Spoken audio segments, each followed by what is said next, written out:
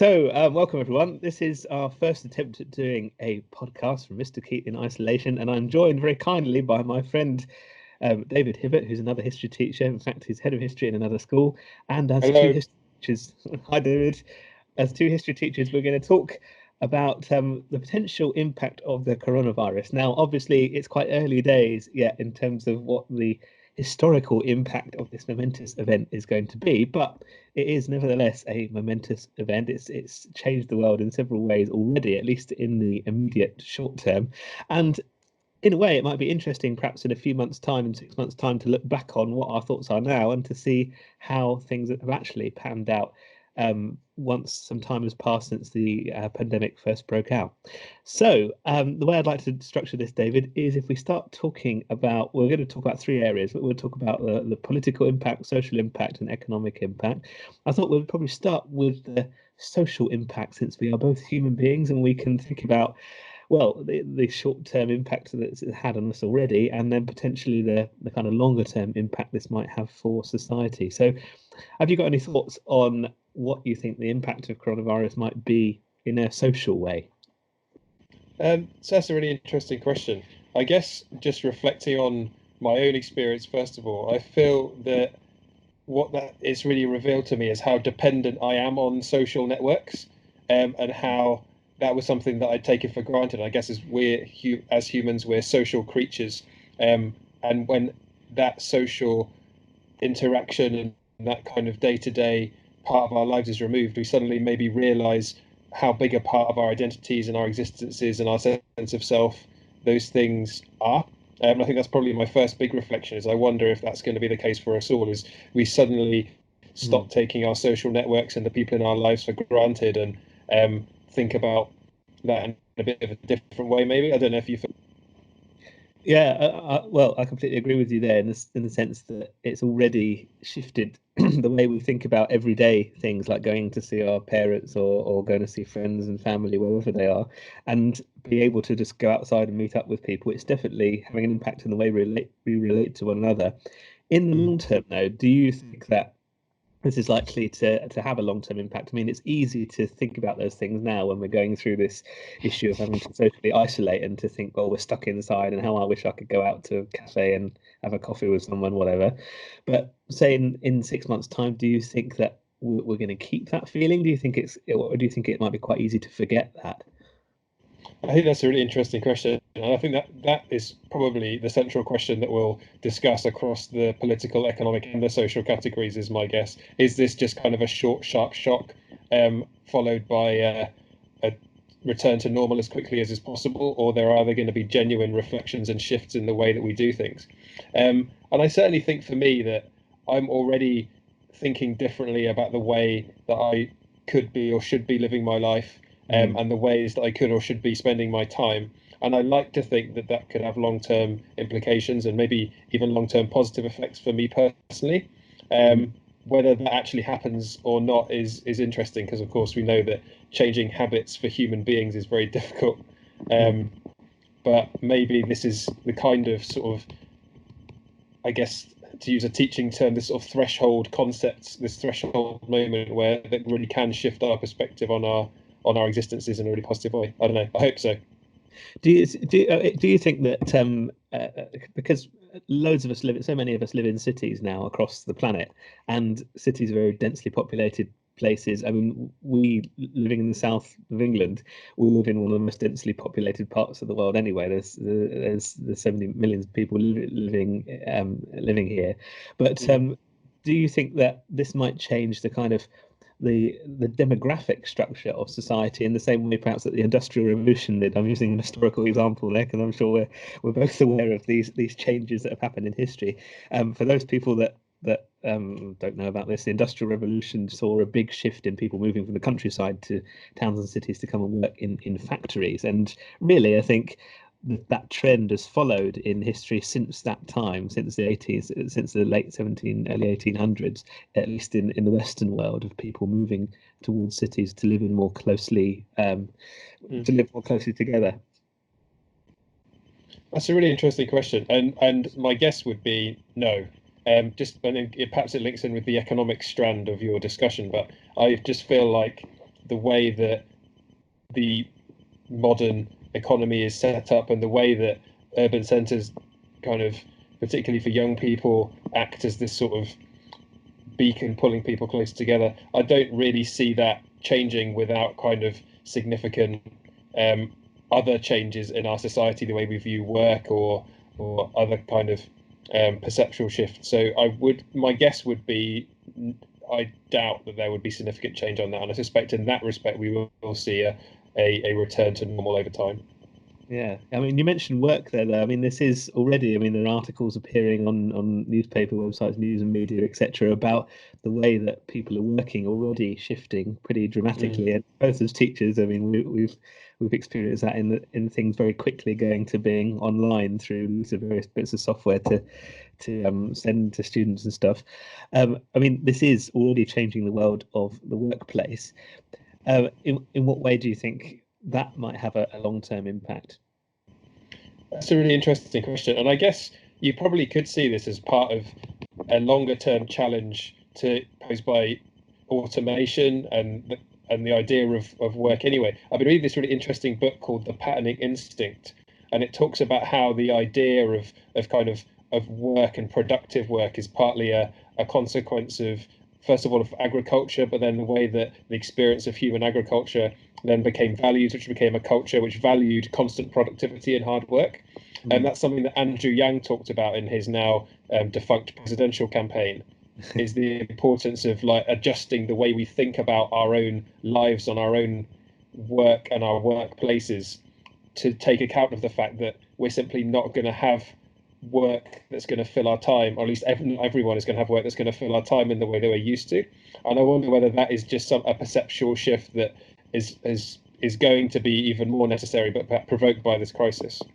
I mean, that is one of the arguments which is said to have been behind the rise of populism, isn't it? The sense that there's a growing, what some people have called a growing underclass of people, where we've got an increasing reliance on the gig economy with 0 hours contracts, etc. And eventually, it's going to be the case where this large group of people have got no gainful employment potentially. I mean, like you're saying, the industrial model of employment, which we very still much have throughout the world, is that someone works hard to gain money and they prosper in that way. And you've got the kind of industrial revolution model of lots of working class people going and working in factories. Now, I'm not using the term working class pejoratively there, but this is where the idea of the working class came from, isn't it?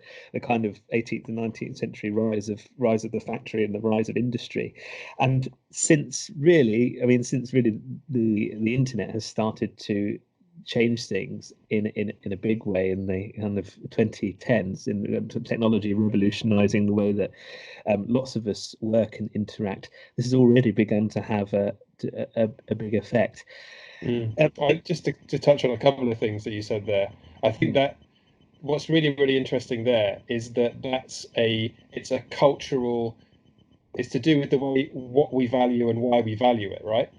Yeah. It's to do with the idea that if you're not working, then you aren't socially valuable. And I also think there's a political thing there, because what Andrew Yang was arguing for is a universal basic income, which gives people enough money to live.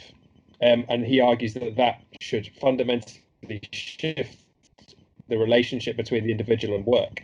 And I guess there's kind of two things there in that that's something that we've sort of ironically in this crisis almost seen that the state is capable of doing, is intervening on a massive scale and an incredibly coercive way in a lot of ways to change our relationship with the economy and with work.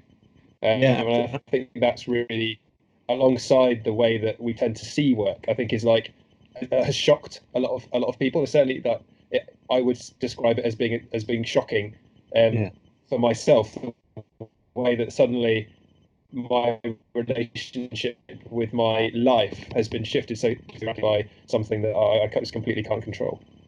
Yeah, and that's interesting, isn't it? I mean, already in America, there's $2 trillion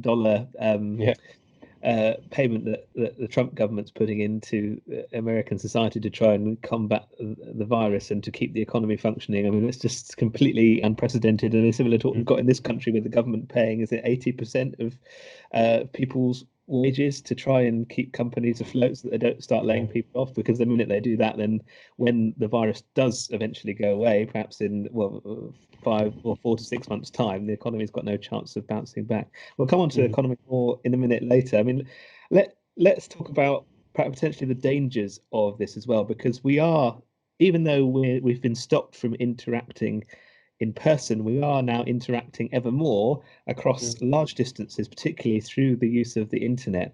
And the use of the internet, I say the internet, but actually this tends to revolve around just a few companies, through Facebook, through Google, Amazon. There's a thing today about Zoom now being in loads of people's living rooms because they're using it to keep in touch. I mean, this large extent of communication through distance now being in the hands of just a few small companies, is this a potential danger? I'd almost look at it from the other perspective. I would say that the public perception of companies like Facebook or the tech Google or the tech giants was already in a pretty terrible place. I mean, Facebook is being seen as kind of toxic to democracy, driving kind of political polarization, driving various kinds of social resentments. And I'd almost describe that what's happened with the coronavirus is you've seen those tools turned in a positive direction, in the sense that they're connecting people together in a way that's actually, I think, quite radical, and perhaps more in line with the more utopian visions people had for the internet when it was first created. And the New York Times did this fascinating sort of collage of various kinds of positive online interaction that are taking place because of coronavirus. It was fascinating to listen to. It was just 15 minutes of different types of conversation. So, the internet being used for services of worship, the internet being used to celebrate marriages or funeral, whatever it is. And I wonder, like, maybe this is a bit naive and utopian of me, but I feel like there's something of a sense of a shift in the way that we even perceive those online tools, even if they are controlled by these big mega corporations. No, you're definitely allowed to be utopian. That's allowed. I think in this age we need a bit of hope. But I was reading a thing by Yuval Harari, who's the author of that Homo Deus and 21 Lessons for the 21st Century, and he was saying particularly about surveillance. This is an article that was in the Financial Times recently. I'll put a link to it in the description to the video when it's up on YouTube. The fact that society can now branch off in perhaps one of two ways. One of them is to have a greater extent of surveillance, in the extent that we do have a very small number of companies, and now quite an intrusive government, really, well, in this country, trying to control things so that we have public health at the forefront of social need rather than our own privacy. So this whole argument of public health versus privacy. Or, like you're saying, we could be going down the lines of having a more utopian, in inverted commas there, internet-based society where we do have these things and we are sharing things more freely and not just using Facebook to promulgate our what have been in the last few years very divisive political opinions, for example. I think it's an interesting point that you made there, but a positive one, which is. And also just in social terms, because I've often been struck by, particularly as a teacher, and seeing the impact that social media can have on young people, and as well as just in my own life, the way that social media can divide, and it acts as a fuel for this sort of sense of social inadequacy and social resentment. And actually, what I think this has shown, at least in some cases, and like I've used Skype and Zoom and Google Hangouts and various other things in ways I never did previously, in a way that is genuinely about bringing people together and increasing human connection. And I think that there is something hopeful in that. Yeah. Well, brilliant. Well, on that note of hope, let's talk about politics next, since we're on this kind of topic already. Okay. Now, already we've seen the role of government shift before our eyes so dramatically in the last 2 weeks. I mean, we can never have imagined a Boris Johnson-led Tory government putting this much into, well, basically creating what could be labelled a universal basic income for people who are now self-employed, and people who could be rendered unemployed by if companies go bust, etc. By the things that the Chancellor's put out. Similarly, in Trump's America, Trump's put this unprecedented package in to society. Do you think that we're going to see the role of government change now that these things may well have set a precedent for this type of help to give to people, this type of financial help? That's a really, really interesting question. And I would say a lot of this depends on the political story that sort of emerges from this crisis. Because I think we're already seeing sort of various political stories that are being spun out of what's going on. And I think it basically depends on which one of those wins. And one of those would be a populist, nationalist, divisive story for Trump refusing to call it anything but the China virus or the Wuhan virus, etc. We're already seeing some of those anti-China noises from our own media. There is, I think, a world in which this it fuels some of the populist narratives of the past 5 or 10 years, and then actually increases division socially and between and in terms of international relations. I think there's a real danger there. But equally, there's also a sense in which this could fuel a greater sense of the need for global collaboration and the need for social collaboration and the need for kind of mutual support in international and social terms. And you can already see, and there's something kind of inherent in a public health crisis, particularly one of this nature, where it forces you to realize that you are dependent on other people, and then how dependent you are on your social connections, and also how much of a responsibility you have to act in a way that is considerate of others. And I think what we're perhaps seeing at the moment is a bit of a lot of kind of past ideological legacies and a lot of political fault lines that are being kind of shifted and are being expressed in different ways. And it's going to be really interesting to see what are the kind of dominant political narratives that emerge from this crisis, I think. Yeah, absolutely. I mean, so much of how an historical event is viewed as a turning point does depend on the narrative which comes after it, really, doesn't it? I mean, thinking of the Great Depression in the 1930s, and then how that was used to drum up, fascist nationalism in what became Nazi Germany is pretty poignant, in the sense that Germany needed to go it alone on an economic standpoint, rather than relying on all these different countries, particularly on America, to finance its way forward, as it had been during the 1920s. Another thing perhaps to say about this is that you're absolutely right with governments already presenting this virus as a nationalist thing. And in China, I think today I read an article, there's been some sense that foreigners coming into China now is viewed as particularly, or has been promulgated as a particularly negative thing in some areas. And there was an article I read today where one foreign person was attacked for seemingly no reason, just because they were in the wrong place at the wrong time, potentially because of this stuff that the government's been putting out. And absolutely, I mean, Donald Trump started off by calling this very much a foreign thing that more or less couldn't affect America, didn't he? I think that's really the role of China in this, I think, is really fascinating, because on the one hand, you've got the fact it originated in China, and you've got the early cover-ups, which I think have really harmed the international perception of China in some respects. But equally, the rigor and the stunning kind of organization and the kind of social mobilization of their response and the success of their response, in the sense that the hugely coercive capacity of the Chinese state has been able to deal fairly successfully with the virus in the way that if you look at America right now, the American system just hasn't. But I think potentially looks like it could be seen as a turning point in a world that was tilting perhaps to the east, as a decisive turning point in that sense as well, both in terms of political perception and maybe, which we might talk about later, in economic terms as well. Yeah, absolutely.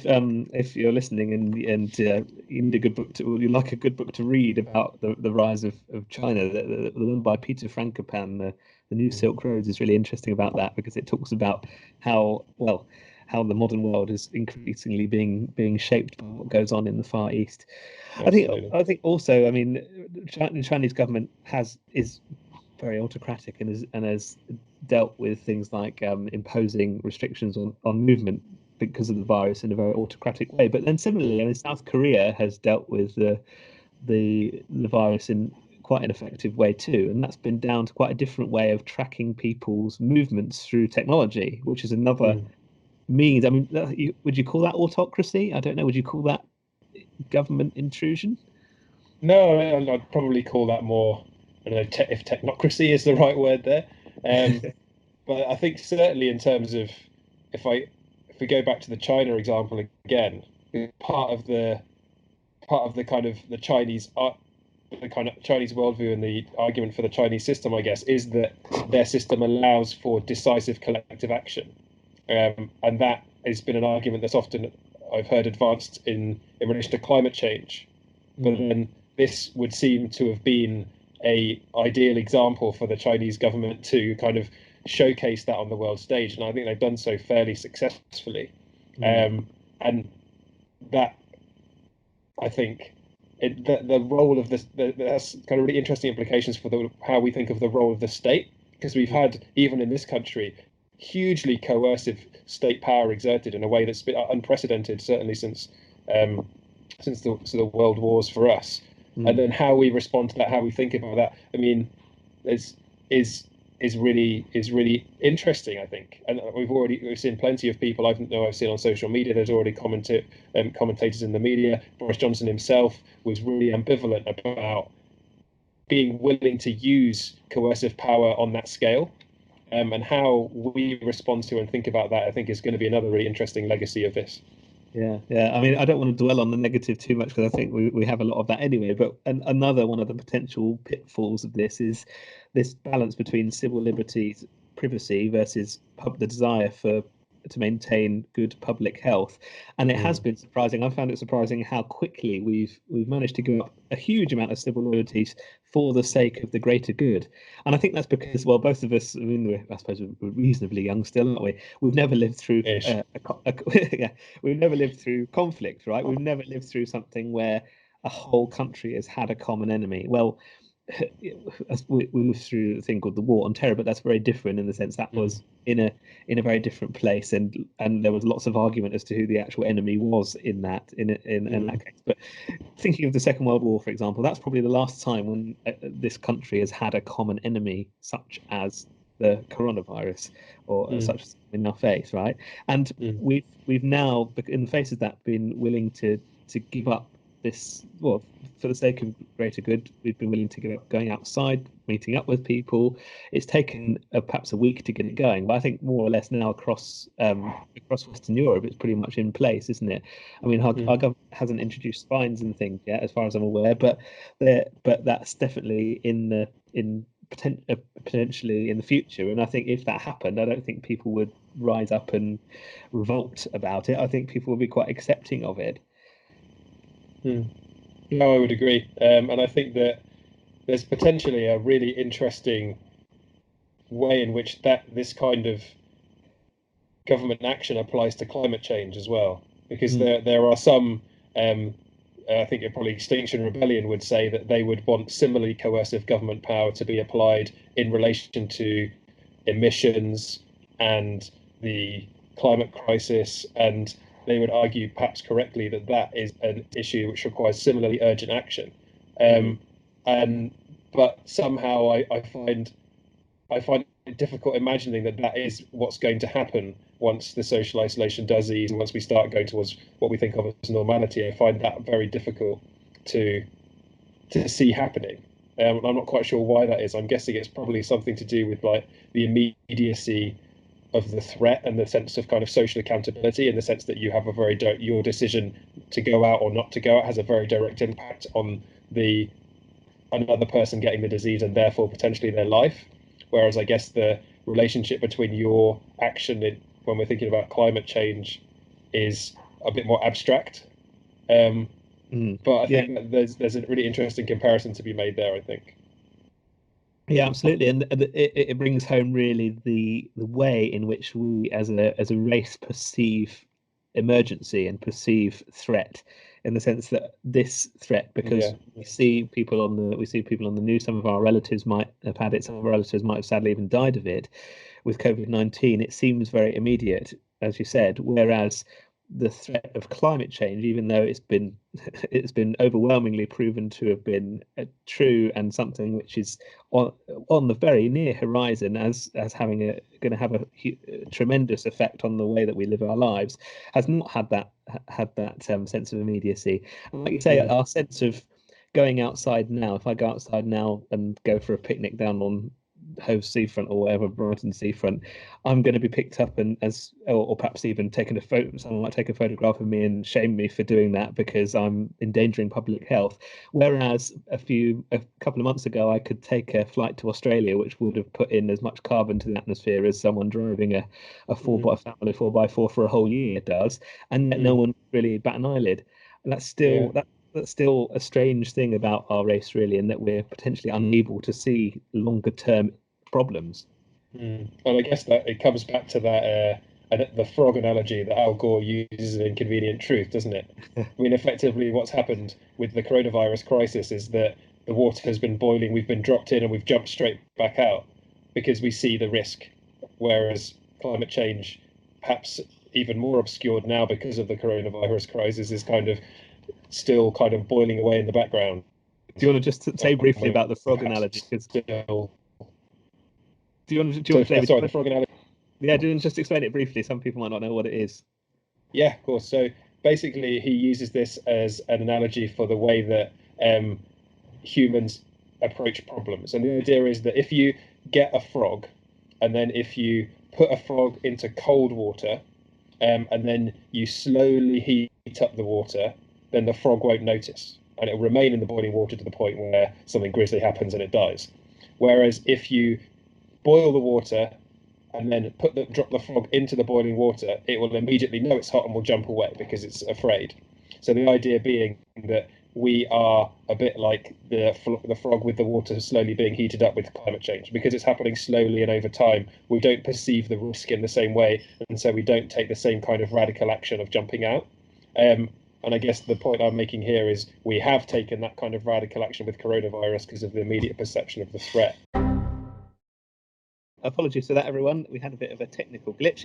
On the note of which, if you want to learn more about the frog story, I'll put a link to it in the description. What I'd like to talk about, though, finally, on the subject of politics, since we've just had a technical glitch, is the idea of technocracy. Because South Korea, we were talking about this just a minute ago, has or has used technology in the form of smartphones to trace people's movements and to track this virus. And there is this idea that now, with this whole with the whole desire to preserve public health, we are going to see potentially going to see greater governmental intrusion into our devices, into our smartphones, in the sense that, for example, biometric data might begin to be used more frequently to help preserve public health and therefore also help preserve state security as well, potentially. Yeah, absolutely. And again, probably my feeling on this is that this crisis has served to illuminate something that was already happening and was already, I think, in my view, inevitable. I mean, it's something that obviously China has taken to an extreme with some of its the social monitoring systems and the social capital systems it's developed. But I feel like greater technological intrusion into our lives is always going to be inevitable. I mean, there are apps now. I was reading about an app the other day that the police are using. It was a private company that had developed it, but the police now use in America, which can trace. It basically is able to match any kind of trace photographic information from unsolved crimes, and then search the internet for where a person's photograph might appear. In one case, they managed to solve a past crime by finding someone who was a face in the background of someone else's Facebook photo. Wow. Um, and I think that the fact that that technology is there, and the fact that it could be used in a way that could certainly, I mean, you could definitely make a really powerful moral argument that it's for the greater good. I think was already kind of the genie was already out of the bottle, and I think this has only served to highlight that, really. Yeah, I mean, well, so far we've seen, I mean, with the Cambridge Analytica scandal, we've seen information which has been freely given by members of the public through Facebook being used to achieve political ends in a pretty kind of, well, horrific way, really. And even though the scandal surfaced for a long time, the fact that it was covered up and it was part and parcel of how elections were run across the world, not just in the West, but also in parts of Africa as well, for example, was pretty dire in the sense that people's personal information. But now we're not just talking about what people click on when they go and surf Facebook, for example, or browse Facebook. We're talking about the finger that clicks on the link, what the blood pressure is of that finger, what the pulse rate is of that person, what their health is like. I mean, we're going a whole new step potentially in thinking about this invasion of people's privacy, aren't we?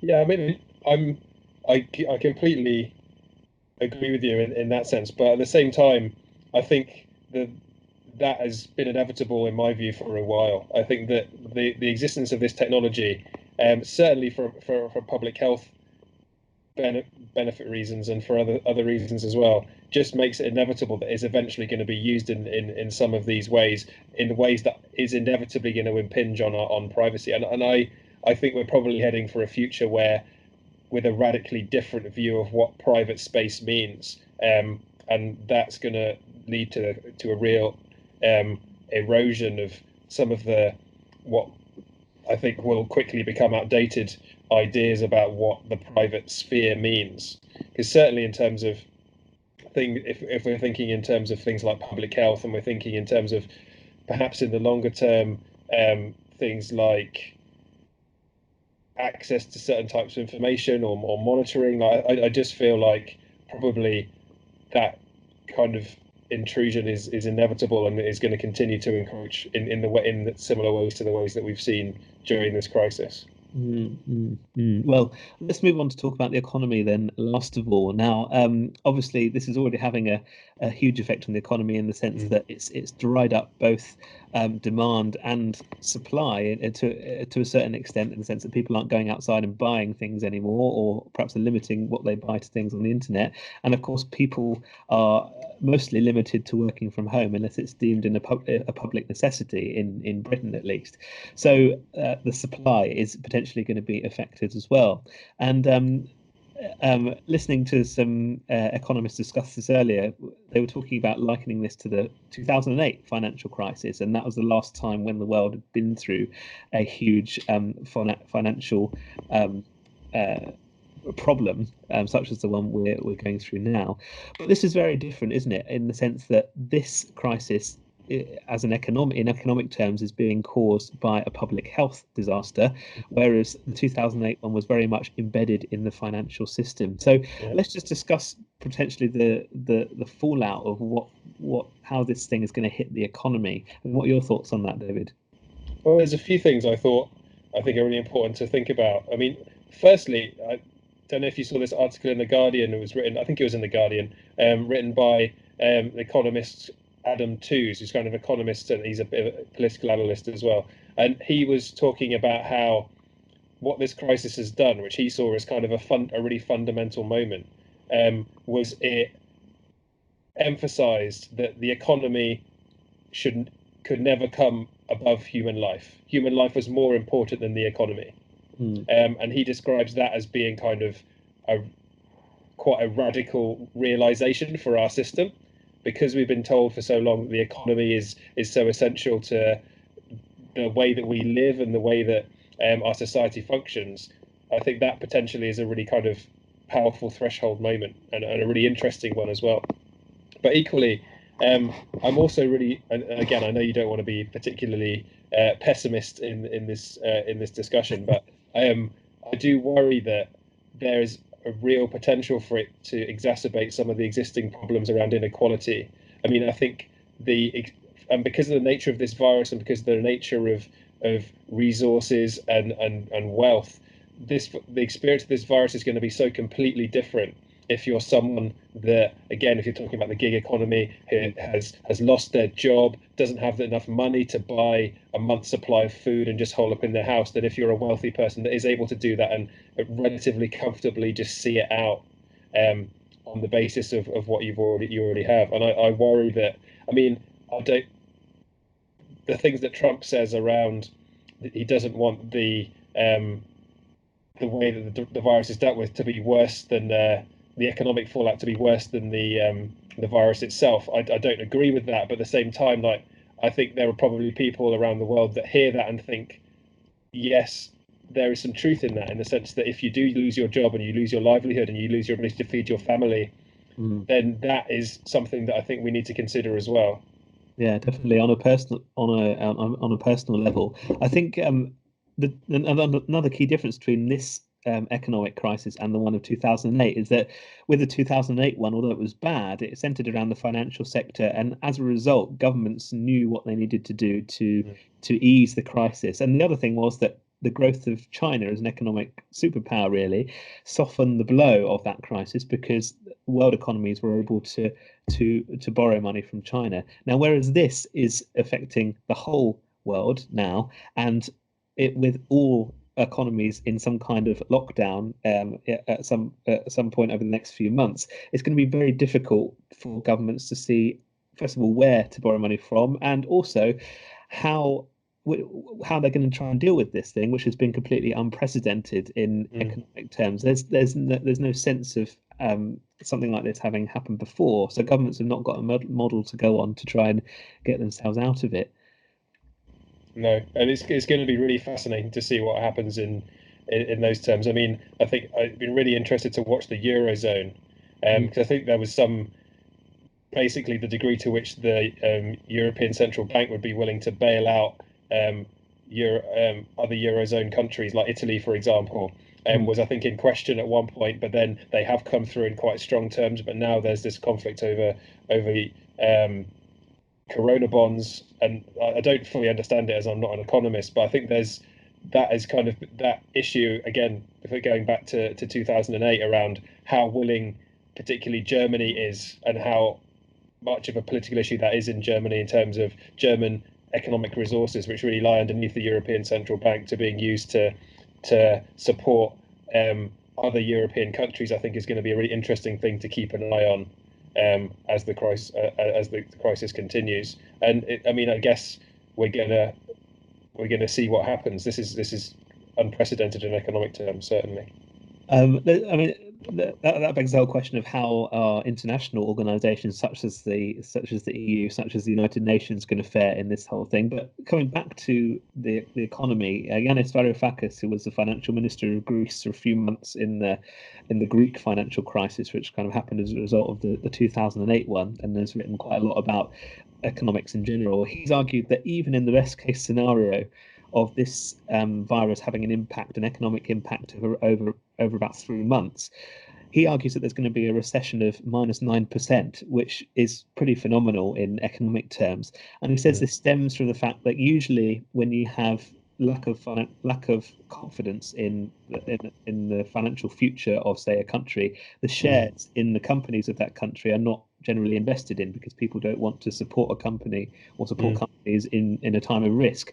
But what is invested in instead are government bonds. So you usually see government bonds go up in terms of investment and shares go down. But during this period now that we're living through, both shares and government bonds have gone down in the amount of investment that's been put into them. So this is particularly worrying, and this is why Yanis Varoufakis argues that the global economy right now is brittle, and that it hasn't really fully recovered even from the 2008 financial crisis. So again, I mean, this we would not try and focus too much on the negative outcomes here, but in the short term, I mean, we're going to be seeing some type of recession at least, aren't we? Yeah, absolutely, and potentially the one that I think has the potential to be worse than 2008. And what I think there is a danger, depending on how long this goes on, that you could see complete systemic breakdown, and what the world begins to look like in that scenario, I have no idea. And that's I think a scary scenario for us all. But potentially, I don't know. I mean, I don't know enough about the economics of it, but if there are new ways of moving forward from that, I don't know, that could emerge, that might be a positive thing. Well, let's have a look at an historical example. I mean, if we take 1929, the Wall Street crash, which led to the Great Depression, started in America but soon spread across the world in the 1930s. I mean, in Germany, as we've already said, this ended up leading to, or being one of the causes for the rise of fascism, because more extreme ideologies were appealing to people who were financially destitute or struggling. But on the other hand, in America, it showed the American government that there was a need for government to intervene if people aren't spending enough money in the economy. Yeah, that's very true. And I think that again comes back to the point about the stories that emerge from this crisis. I think that's really going to be the central issue, because I think that I was thinking, for example, about austerity and about the austerity narrative, which really emerged after the financial crisis of 2008, and partly because this happens in the shadow of 2008, and partly because the nature of the crisis, it being a public health crisis. I can't see an austerity logic being palatable politically. Follow it when the inevitable recession does come. So politically and economically, I think we're kind of entering uncharted waters there, because on the one hand, I think you've had this kind of exhibition of the economic levers that governments do have at their disposal to try and deal with the circumstances that we're seeing, but at the same time, we've had this sense that it's like we've sacrificed collectively for the collective good, I guess. And I think that returning to kind of business as usual in terms of at least the kind of the way that we talk about economics politically, I can't see happening either. So I wonder whether this is in a both political and an economic sense, like a moment of potential, I suppose. I mean, on a perhaps to end on a positive note, do you think there's a possibility that we might be going into perhaps a new age of New Deal economics, like the New Deal of the early 20th century in America? Well, potentially, and the idea of the Green New Deal has been advanced by Bernie Sanders and Alexandria Ocasio-Cortez and others for a while, and Jeremy Corbyn in this country as well, obviously. And I wonder whether this does have the potential for a radical new conceptualization of the role of the state in taking economic action for the collective good, and whether that emerges or not, again, I think depends a lot on the political stories and the way that we collectively make sense of what happens, as well as who's affected and why they're affected. Because I think what we also need to bear in mind is we are also in this recession is also going to coincide with an absolutely critical period in terms of the climate crisis, and in which we're going to be living in a world where the effects of climate change, the material effects of climate change, are going to be being felt increasingly over the next decade, and we know that's the case.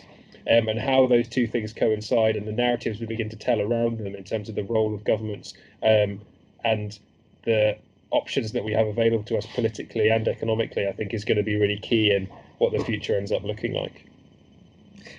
Well, thank you, David. We'll let that draw our discussion to a close. But if you've got any comments on this or thoughts on it, do feel free to post them on the video, and it'll be great to hear from you if you managed to listen to this and got through to the end.